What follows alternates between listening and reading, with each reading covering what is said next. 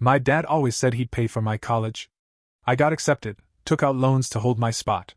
The day before tuition was due, he called and said, "Your stepmom thinks it's time you learn responsibility. We're not paying." I drove over, begged him. She just stared and said, "Try the army." I left that night with one bag, and a plan they never saw coming. I grew up in Topeka, Kansas. Life was hard sometimes, but my dad always promised he was saving for my college. He said it often, not just once. Like, even when I was in middle school, he'd pat me on the back after a spelling bee and say, "You keep working hard, kid. College is paid for." And I believed him. Why wouldn't I? He was my dad. My mom passed away when I was 10. Breast cancer. It happened fast. One day she was tired, the next she was gone. My dad cried a lot back then. We both did. But somehow, through all of it, we became close. He coached my little league team for 2 seasons. He took me fishing every April on my mom's birthday because she loved the lake. We were tight. Things changed when Tracy came around. I was 15 when he met her. She worked in real estate. Always dressed nice. Bleached hair, perfect makeup, fake laugh. When she first met me, she gave me a hug that didn't feel right. Like she was trying too hard. She said stuff like, "Wow, you're so grown up already," before she even knew my name. Something about her made my stomach twist. I tried not to show it. My dad lit up around her. Smiled like he used to before Mom died. I didn't want to ruin that, so I played along. They got married the next year. After that, our house stopped feeling like mine. Tracy rearranged everything. She painted over the mural my mom helped me design in my room. She threw out old furniture without asking. One day I came home and my mom's photos were missing from the hallway. When I asked, Tracy said, "Oh, I just boxed them for now. We need a more modern vibe." My dad told me not to be so sensitive. The worst part? It worked. She got in his head. She started changing how he talked to me. He wasn't mean, just different. More distant. He started saying stuff like, "You need to think more about the real world, or don't assume life's going to hand you anything." I didn't argue. I focused on school. I took AP classes, joined robotics, volunteered for hours. I wanted to make him proud. I thought if I worked hard enough, everything would go back to normal. I got accepted to the University of Illinois for computer engineering. It was my dream school. I printed out the email and showed him. He hugged me. Tracy smiled, said, "Out of state, huh? That's going to be pricey." Right then, I knew something was coming. But my dad reassured me later. "We've been saving for this," he said. "Don't let Tracy stress you out. I told you since you were little, college is on me." So I signed everything. Paid the deposit. Took out small loans to hold my spot. Registered for classes and housing. Everything was ready. Then, the day before tuition was due, my phone rang. I remember staring at the screen. Dad. And feeling weird. Like my chest already knew something bad was coming. I answered. His voice was stiff. "Hey, so listen. Tracy and I talked. We think it's time you start being more independent. We're not paying for college." I didn't say anything for a few seconds. I thought he was joking. I actually laughed, like, "What are you talking about?" He didn't laugh. He just said, "It's time to learn responsibility. You'll figure it out." I drove straight there. No text, no warning. Just grabbed my keys and drove. When I got there, they were sitting outside like it was any normal night. Tracy had a glass of white wine in her hand. My dad looked tired. I didn't even say hi. I just said, "You're serious? You're not paying?" My dad wouldn't look me in the eye. Tracy just stared, then shrugged and said, "Maybe try the army. That's what my nephew did. Made a man out of him." I felt my whole body shake. I looked at my dad, but he didn't say a word. Didn't defend me. Didn't offer to talk about it later. Nothing. That night I packed a duffel bag and left. No plan. I slept in my car behind a 7-Eleven. I thought about giving up. But something snapped inside me. I didn't cry. I didn't scream. I just got cold. Focused. I made a plan. I got a job loading trucks at UPS. Midnight to 8 a.m. dirty work. Loud, heavy, long hours.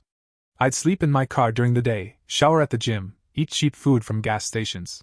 Took another job working weekends at a Valero gas station. Used the money to enroll in community college. Cheap tuition. I kept my head down and worked. 2 years later, I transferred to Missouri S&T, finished with honors. Got hired by a tech company in Denver. $91,000 a year. First time in a long time I felt like I could breathe again. But I never forgot. Not them. Not that patio. Not that voice telling me to try the army. I started digging. I remembered something odd from when I was younger. My dad once told me I was listed on one of his properties for tax reasons. Said it didn't mean much, just paperwork stuff. But I went to a lawyer just to check. Turned out, I owned 25% of a duplex in Overland Park. The paperwork was still active. They never took me off. I waited until the timing was right. Until I knew they were a little stretched. Tracy's real estate career had slowed down. I found out from Facebook that she started doing MLM crap, selling candles or essential oils or something. Then I filed to force the sale of the property. My phone blew up. My dad left me a voicemail sounding like he just lost everything. Tracy emailed me 6 times in 2 days. One message said, "Please don't do this. We need the income." I didn't respond. I let my lawyer handle everything. We sold the property. I made $62,000. They were forced to move into a condo outside Topeka. A downgrade. I bought a house in Denver. Clean, modern, everything I'd worked for. But I wasn't done yet. A few months after I bought the house in Denver, I started getting mail forwarded from my old address. One of the envelopes caught my eye. It had my dad's handwriting on it. Inside was a typed letter. Just a few lines. "You got your revenge. I hope it was worth it. I raised you better than this." I crumpled it and threw it away. But something about it stayed with me. The part where he said I was the one who crossed the line. That was rich. They left me stranded. They made me feel like trash. Like I didn't matter. Now suddenly I was the bad guy because I made them pay a price? Still, I tried to move on. I focused on work. Got promoted within the first year. Started dating someone named Allie, real sweet, calm, stable. She didn't pry about my past, just let me talk when I was ready. Around that time, my blog started getting more attention.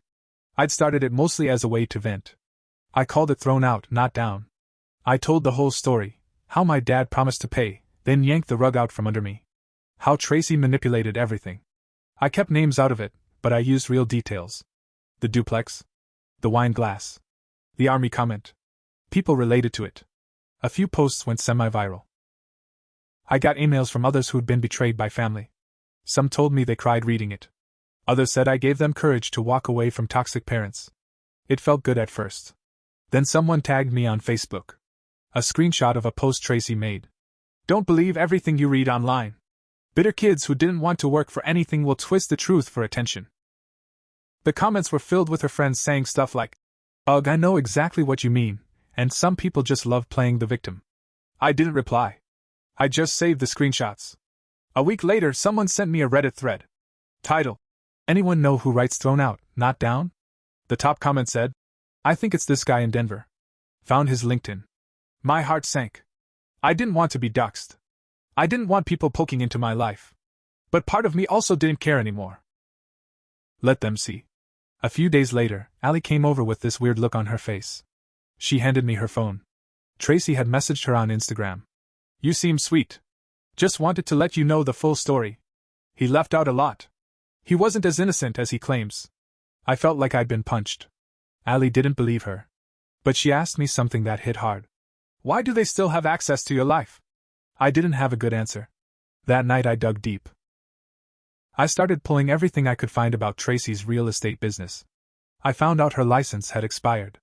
Then I found the good stuff: lawsuits. 2 families had filed complaints against her for failing to disclose damage on homes she sold. She settled both cases, but her name was still in court records. I saved them. Then I built a new post. This time I didn't hold back. I included the court docs. I blurred names but gave enough detail to make it obvious to anyone who lived in Topeka. I titled it, "When the woman who told me to try the army starts crying victim." That one blew up. Someone reposted it on the local Topeka Facebook group. A few people messaged me saying they remembered her, and how cold she was when selling them homes. One woman said Tracy gave her kid a dirty look at an open house and muttered, "He looks like trouble." It snowballed. A month later, her personal website was down. Her business number stopped working. I never heard from her again. But then my dad reached out. A text. Just one line. "You've done enough. Call me." I stared at it for hours. I didn't reply. 2 days later, I got a call from an unknown number. I answered out of habit. It was him. He sounded tired. Older. Like life had worn him down fast. "Why are you doing this?" he asked. I didn't scream. I didn't even raise my voice. I just said, "Because when I needed you, you listened to her. You chose her over me." Silence. Then he said something I didn't expect. "She said you didn't respect her. That you looked at her like she didn't belong." And I believed her. I didn't know what to say. He kept talking. "I thought if I took her side, I'd get to keep both of you. I didn't think you'd actually leave." "Well, I did," I said. "And I had to do it alone." Then I hung up. A few weeks passed after I hung up on him. I thought that would be the end. I had made my point. They lost the property, their reputation was shot, Tracy's business was toast, and my dad was finally forced to sit in the wreckage he helped create. But it wasn't over. One night I came home from work and found an envelope taped to my front door. No return address. Inside was a copy of a will. It was my grandfather's, my dad's dad. I hadn't thought about him in years. He died when I was in high school. We were never close. But I remember him being proud of his land in Salina. Big stretch of farmland he used to lease out to some rancher. I stared at the page for a long time. My name was on it. Turns out, my grandfather had left me full rights to that land when I turned 25. No one told me. I was 26 now. The document had been filed. Legally, it was mine. My dad had been sitting on it, never said a word. He had been collecting lease payments for years from the rancher, money that should have been going to me. I called the lawyer listed on the copy. He confirmed it. "Your father said he was managing it until you were ready. But yes, that land belongs to you. Did he give me any of the money?" "No. He claimed you wanted it reinvested." My blood boiled. The rancher had been paying close to $1,100 a month to lease that land. For 6 years. That was almost $80,000 my dad had taken under my name. I asked the lawyer what I could do. He said I had every right to sue for the back payments. And this time, I wasn't going to wait. I filed. My dad tried to call me. Left voicemails. I didn't answer. He sent a long email, full of excuses. "You weren't ready. I didn't think you cared about the land. I was holding it until you got settled. I'm sorry I didn't tell you, but it wasn't out of greed." I swear. He was lying. And I had proof. I hired a forensic accountant. He traced the lease payments. My dad deposited all of them into a private account that he didn't share with Tracy.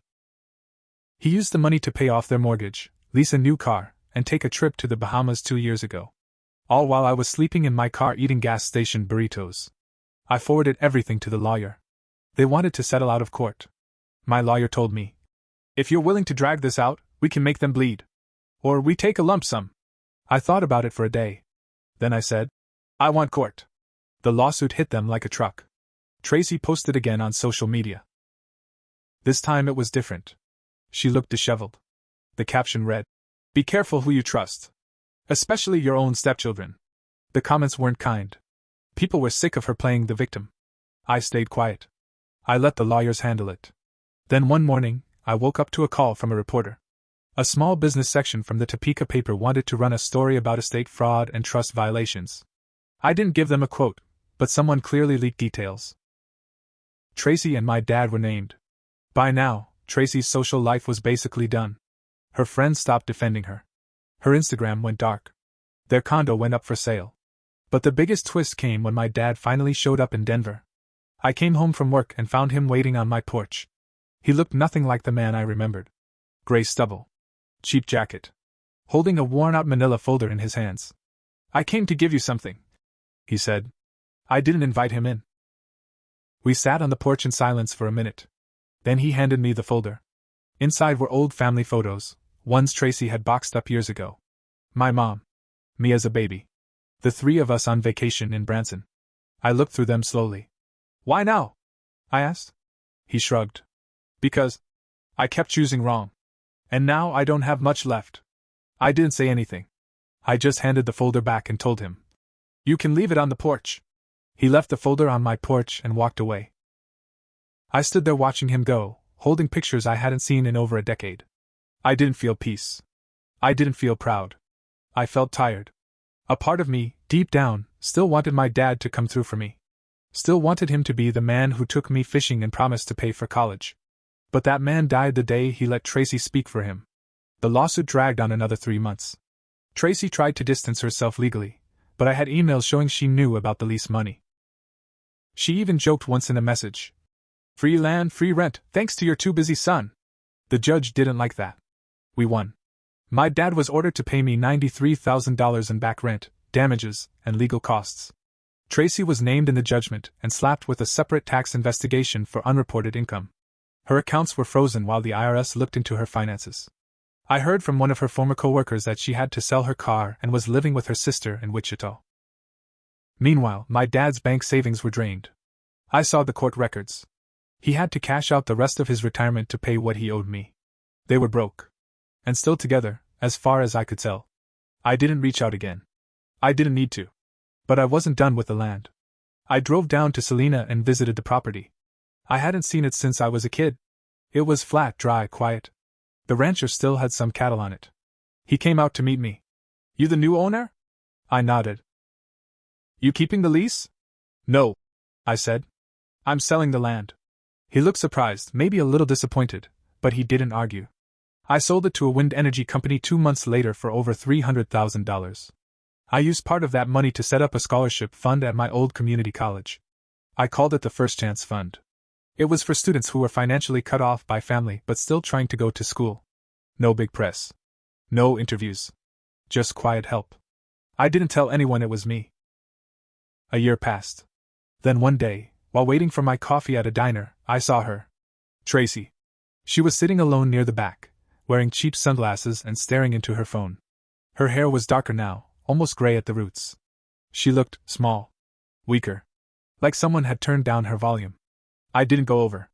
I just watched her for a second. She looked up at one point. Saw me. Her face went pale. She didn't move, didn't speak. Just stared like she was seeing a ghost. I paid and left. That night I got a text from a number I didn't recognize. I don't know if you're proud of what you did. But you got what you wanted. I hope it was worth destroying a family. I stared at the screen, then typed back. You destroyed it the second you told a kid to try the army while you drank wine in his mother's house. No reply. A few months later, my dad wrote one more letter. Handwritten. Mailed to my office. It said he was living in a trailer park near Emporia. That Tracy had left. That he was alone. And sick. He didn't say what kind. He asked if I'd consider visiting. I didn't. Some people think forgiveness is healing. Maybe they're right. But for me, healing came when I finally stopped waiting for him to do the right thing. When I realized I didn't need him anymore. That was my peace. And my revenge? It wasn't the money. It wasn't the court case. It wasn't even the destroyed marriage. It was knowing that when he finally wanted me to care, I didn't.